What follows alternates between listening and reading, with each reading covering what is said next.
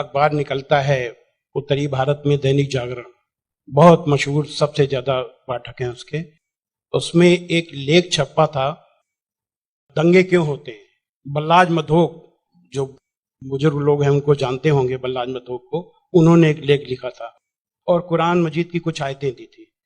तो वो आयतें देखने के लिए कि क्या वास्तव में सही है कि नहीं, मैं इलाहाबाद में एक दुकान में गया और मौलाना फतेह मोहम्मद खान साहिब जालंधरी और मौलाना अब्दुल पारिक साहब की हिंदी का अनुवाद ले आया और उसमें हमने देखा तो वो कुरान मजीद की वो आयत वैसे ही मौजूद थी। तो मुझे लगा कि ये बात सही है और मैंने किताब लिखी, इस्लामिक आतंकवाद का इतिहास। बाला साहब ठाकरे को बहुत पसंद आई, उन्होंने उसका अंग्रेजी ट्रांसलेशन कराया, the history of Islamic terrorism के नाम से। बाद में एक सज्जन ने, अब मैं वहां आ रहा हूं कि मेरा सोच कैसे बदला। मुंबई के एक व्यापारी ने मुझसे कहा कि स्वामी जी, आप जो काम कर रहे हो उसमें फंड की जरूरत है, फंड आपको नहीं मिल रहे, आप ऐसा करिए, किताब इस्लाम पर लिखिए अमेरिका के लिए, कि वास्तव में इस्लाम से अमेरिका को खतरा है, तो आपको अच्छा खासा आपको वहां से रॉयल्टी मिलेगी, आपके सारे काम चल जाएंगे। लेकिन वो बड़ी किताब होनी चाहिए। उसको लिखने के लिए मैंने हजरत मोहम्मद सल्लल्लाहु अलैहि वसल्लम की जीवनी पढ़ी। जब जीवनी पढ़ी तो जो कुरान मजीद की आयतों को मैंने आतंकवाद से जोड़ा था कि इन आयतों की वजह से आतंकवादी बनते हैं, लेकिन जीवनी पढ़ने के बाद मुझे लगा कि ये आयतें आतंकवाद को रोकने के लिए हैं, आतंकवादियों को, सुभान अल्लाह, क्योंकि उनमें जो युद्ध का आदेश था वो आतंकवाद और आतंकवादियों के विरुद्ध था। तो मुझे लगा कि मुझसे बहुत बड़ी गलती हो गई, एक धर्माचार्य से ऐसी गलती नहीं होनी चाहिए। और वो गलती क्यों हुई? वो गलती का जिम्मेदार मैं नहीं था, उस गलती का जिम्मेदार अनुवाद करने वाला था, जिसने ये नहीं बताया कि आयत का मतलब कैसे समझें। किसी भी, हम यहाँ जो गैर मुस्लिम भाई होंगे उनको मैं बताऊं कि आयत का मतलब समझने के लिए जरूरी है कि आयत क्यों और किन परिस्थितियों में आई। ये जब जानेंगे तभी सही अर्थ मालूम होगा। तो ये जानने के बाद मैंने एक दूसरी किताब लिखी, इस्लाम आतंक या आदर्श, यानी इस्लाम में आतंक नहीं, आदर्श ही आदर्श है।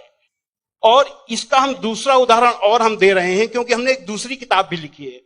एक बार मैं जा रहा था, अभी थोड़े दिन की बात है, तो एक सज्जन से मेरी बातचीत होने लगी। मैंने कहा इस्लाम में आतंकवाद है ही नहीं। तो उन्होंने क्या किया, अपने मोबाइल में दिखाया एक इंटरनेट से कि आज से 100 साल पहले ब्रिटिश पार्लियामेंट में एक भूतपूर्व जो प्रधानमंत्री विलियम ग्लैडस्टोन थे, उन्होंने कुरान मजीद को लहराते हुए उसके बारे में कुछ नेगेटिव चीजें कही थी।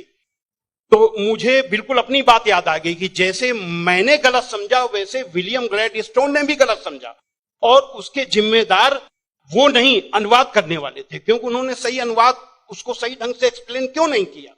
तो मुझे लगा कि अब इस पर भी एक किताब लिखने की जरूरत है। तो मैंने एक दूसरी किताब लिखी है, कुरान जीने की कला।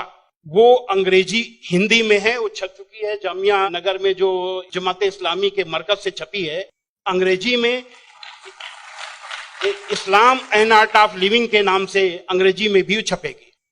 अब इन सारी चीजों जो मैंने इस्लाम को देखा, कुरान को देखा, उसके हिसाब से मैं एक छोटे से निष्कर्ष पे पहुंचा कि इंसान में इंसानियत लाने के तरीके का नाम इस्लाम है।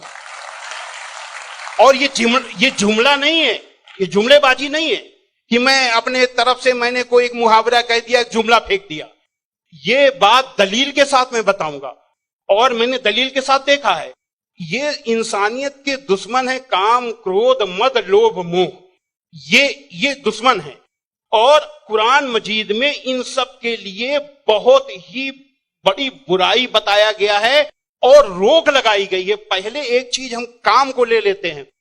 काम यानी कि किसी भी महिला को, किसी भी औरत को अपनी बीबी को छोड़ करके और दुनिया की जितनी महिलाएं हैं उनको अपनी मां, बहन, बेटी समझना, ये कुरान में बहुत ही सख्ती से पालन करने के लिए कहा गया है। अभी तक आप लोगों ने देखा होगा कि जो गैर मुस्लिम भाई सुने कि किसी भी मर्द को देख करके औरत को अपनी निगाहें नीची कर लेना चाहिए। लेकिन कुरान का क्या हुक्म है?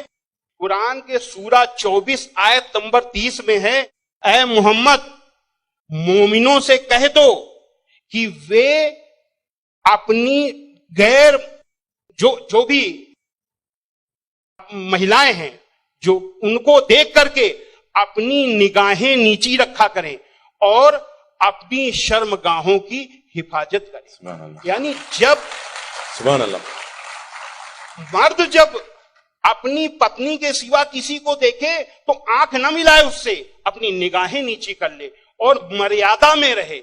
ये पुरुष के लिए ये बनाया गया नियम, और यही नियम औरत के लिए भी, दोनों के लिए वही नियम बनाए गए। ये नहीं कि केवल औरत के लिए मर्द कहते हैं कि इस्लाम में औरत को दबाया जाता है, लेकिन मर्द के लिए कितना सख्ती से नियम बनाया गया। तो ये काम के लिए कितनी सख्ती की गई। क्रोध, गुस्सा के लिए सबसे पहले गुस्सा का तरीका इस्लाम में इतना आसान बताया गया कि देख करके मैं सबसे ज्यादा प्रभावित हुआ। कहा जाता है अगर गुस्सा अगर किसी का रुक जाए तो वो पूरा संत बन गया, साधु बन गया। और कितना बढ़िया तरीका इस्लाम में बताया गया, कुरान में बताया गया है कि माफ कर दो, किसी के गुनाहों को माफ कर दो, और जब माफ कर दो गुस्सा खत्म। और सबसे पहले ये हुक्म दिया गया पैगंबर को। सूरा 7 आयत नंबर 199 में हुक्म आया कि ऐ मोहम्मद माफी का तरीका अपनाओ और भलाई का हुक्म देते रहो और अज्ञानियों से किनारा कर लो। सबसे पहला माफी का हुक्म अगर आया तो अपने पैगंबर के लिए आया। और ऐसे लोगों को क्या कहा गया? सूरा 3 आयत नंबर 134 में अल्लाह का हुक्म है कि जो लोग तंगी और खुशहाली की हर हालत में अच्छे से अच्छा काम करते हैं और गुस्से को रोकते हैं और लोगों के गुनाहों को माफ करते हैं, तो अल्लाह ऐसे लोगों को पसंद करता है जो ऐसे अच्छा से अच्छा काम करते हैं। हजरत मोहम्मद सल्लल्लाहु अलैहि वसल्लम पर कुरान उतरने के बाद आपके दिल में उतर गई, दिल में उतरने के बाद आपके कर्मों में उतर गई। आपके एक एक कर्म कुरान में अल्लाह के हुक्म के अनुसार हुआ करते थे। आपने पहले खुद अपने आचरण में लिया, अपने अखलाक में लिया, तब दूसरों को बताया।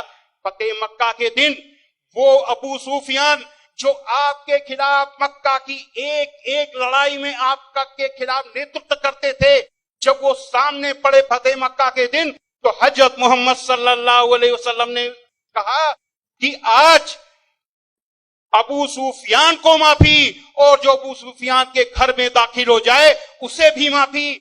आज जो अपने घर के दरवाजे बंद कर ले उसे माफी, जो मस्जिद में चला जाए उसे भी माफी। अब आप सोचिए, जिस मक्का में कदम कदम पे आपका विरोध था, कदम कदम पे आपके रास्ते पे रोड़े अटकाए गए, और जो 10,000 लोगों की